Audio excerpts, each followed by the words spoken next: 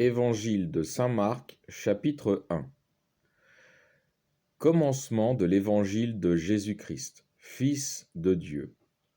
Selon ce qui est écrit dans le prophète Isaïe, « Voici que j'envoie mon messager devant vous, pour vous frayer le chemin. » Voix de celui qui crie dans le désert, « Préparez le chemin du Seigneur, aplanissez ses sentiers. » Jean le Baptiste parut dans le désert, prêchant un baptême de repentir pour la rémission des péchés. Tout le pays de Judée et tous les habitants de Jérusalem s'en venaient vers lui. Et, confessant leurs péchés, ils se faisaient baptiser par lui dans le fleuve du Jourdain. Et Jean avait un vêtement de poil de chameau, et autour de ses reins une ceinture de cuir. Et il mangeait des sauterelles et du miel sauvage. Et il prêchait ainsi. « Il vient après moi, celui qui est plus puissant que moi, dont je ne suis pas digne de délier, en me baissant, la courroie de ses sandales.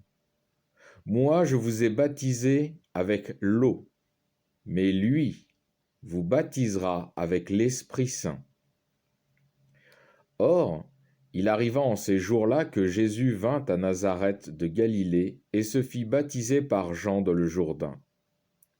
Et comme il remontait de l'eau, il vit les cieux entr'ouverts et l'Esprit qui descendait sur lui comme une colombe. Et il y eut une voix des cieux. « Tu es mon Fils bien-aimé, en toi j'ai mis mes complaisances. » Et aussitôt, l'Esprit le poussa au désert. Et il demeura dans le désert 40 jours, tenté par Satan. Il était parmi les bêtes sauvages, et les anges le servaient. Après que Jean eut été livré, Jésus vint en Galilée, prêchant l'évangile de Dieu en disant : « Le temps est accompli, et le royaume de Dieu est proche. Repentez-vous et croyez à l'évangile. » Comme il passait le long de la mer de Galilée, il vit Simon et André, frères de Simon, qui jetaient les filets dans la mer, car ils étaient pêcheurs. Et Jésus leur dit : « Venez à ma suite, et je vous ferai devenir pêcheurs d'hommes. » Aussitôt, laissant les filets, ils le suivirent. Et ayant un peu avancé, il vit Jacques, fils de Zébédée, et Jean, son frère, eux aussi dans une barque, en train d'arranger les filets. Il les appela aussitôt, et, laissant leur père Zébédée dans la barque avec les journaliers, ils partirent à sa suite. Ils se rendirent à Capharnaüm, et dès que le jour du sabbat, il fut entré dans la synagogue, il se mit à enseigner. Et ils étaient stupéfaits de son enseignement, car il les enseignait comme ayant autorité, et non pas comme les scribes. Or il y avait justement dans leur synagogue un homme possédé d'un esprit impur, qui s'écria : « Ah, qu'avons-nous à faire ensemble, Jésus de Nazareth ? Vous êtes venu pour nous perdre ? Je sais qui vous êtes, le Saint de Dieu. » Et Jésus lui commanda avec force : « Tais-toi et sors de lui. » Et l'esprit impur l'abattit, poussa un grand cri et sortit de lui. Et tous furent saisis de stupeur, à ce point qu'ils se demandaient entre eux : « Qu'est ceci ? Un enseignement nouveau avec autorité. Et il commande aux esprits impurs, et ils lui obéissent. » Et sa renommée se répandit aussitôt dans toute la région de la Galilée. En sortant de la synagogue, il vint aussitôt dans la maison de Simon et d'André, avec Jacques et Jean. Or la belle-mère de Simon était au lit, ayant la fièvre. Aussitôt ils lui parlèrent d'elle. Il s'approcha et la fit lever en lui prenant la main, et la fièvre la quitta, et elle se mit à les servir. Le soir venu, après le coucher du soleil, on lui amenait tous les malades et les démoniaques, et toute la ville était rassemblée devant la porte. Et il guérit beaucoup de malades affligés de diverses infirmités, et il chassa beaucoup de démons. Mais il ne laissait pas les démons parler, parce qu'il le connaissait. Le matin, s'étant levé longtemps avant le jour, il sortit, s'en alla dans un lieu désert, et là il priait. Simon et ceux qui étaient avec lui se mirent à sa recherche, et l'ayant trouvé, ils lui dirent : « Tout le monde vous cherche. » Il leur dit : « Allons ailleurs, dans les bourgs voisins, afin que j'y prêche aussi, car c'est pour cela que je suis sorti. » Et il alla, prêchant dans leur synagogue, par la Galilée entière, et chassant les démons. Un lépreux vient à lui, le supplie, fléchit le genou et lui dit : « Si vous voulez, vous pouvez me guérir. » Ému de compassion, il étendit la main, le toucha et lui dit : « Je le veux, sois guéri. » Et aussitôt la lèpre le quitta, et il fut guéri. Et lui parlant sévèrement, il le fit partir aussitôt, lui disant : « Garde-toi d'en parler à personne, mais va te montrer au prêtre, et offre pour ta guérison ce que Moïse a prescrit en attestation pour eux. » Mais lui, étant parti, se mit à faire force discours et à divulguer la chose, de sorte que Jésus ne pouvait plus entrer ostensiblement dans une ville, mais se tenant dehors, dans des lieux déserts, et l'on venait à lui de toutes parts. Alors je fais une petite conclusion.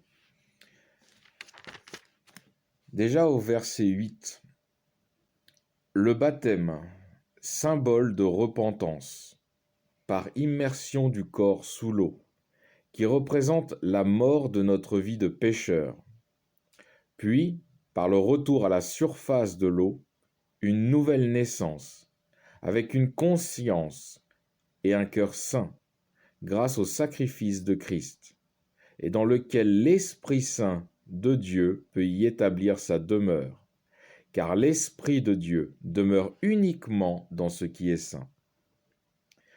Cette sainteté n'est pas grandement visible pour nous, car même après notre baptême, notre corps continue à dépérir. Mais aux yeux de Dieu, c'est un changement complet, et c'est cela qui compte. On peut comparer cette situation avec celle de Adam. Dieu a dit à Adam : « Le jour où tu mangeras ce fruit, tu mourras. »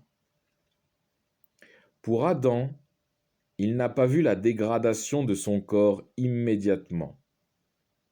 Mais pour Dieu, Adam est mort au moment même où il a mangé le fruit. Genèse, le chapitre 3, verset 7 dit, quand il parle de Adam et Ève, « Leurs yeux à tous deux s'ouvrirent, et ils connurent qu'ils étaient nus. » C'est à ce moment-là où ils ont péché. À l'instant même où ils mangèrent le fruit, ils prirent conscience que l'Esprit de Dieu les avait quittés.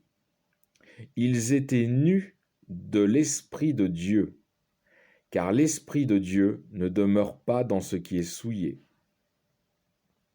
N'étant plus habillés par l'Esprit de Dieu, leur corps charnel devait dépérir jusqu'à la mort.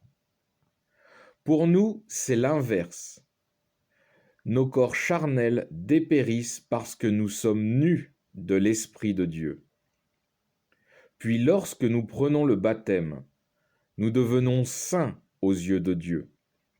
et l'Esprit de Dieu peut habiter en nous, grâce au sacrifice de notre Seigneur Jésus-Christ, qui rend notre demeure corporelle sainte pour que l'Esprit de Dieu puisse y habiter. On peut voir ceci avec le baptême de Jésus. Donc on reprend le livre de Marc, chapitre 1, verset 10.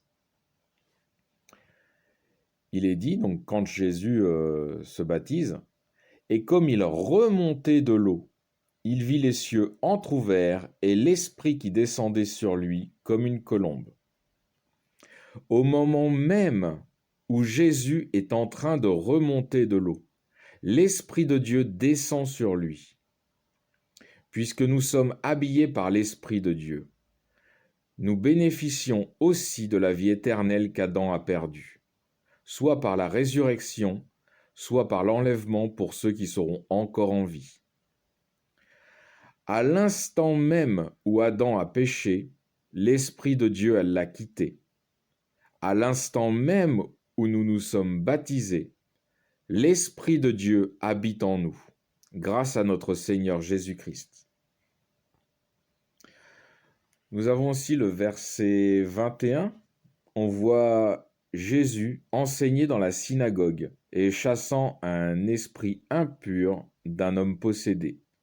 Les chefs juifs étaient là. Ils ont vu ce qui s'est passé. Ils ont entendu le démon dévoiler l'identité de Jésus lorsqu'il a dit, le démon, au verset 24, « Vous êtes le Saint de Dieu ». Comme le dira Pilate, c'est bien par envie de garder leur pouvoir qu'ils ont livré Jésus.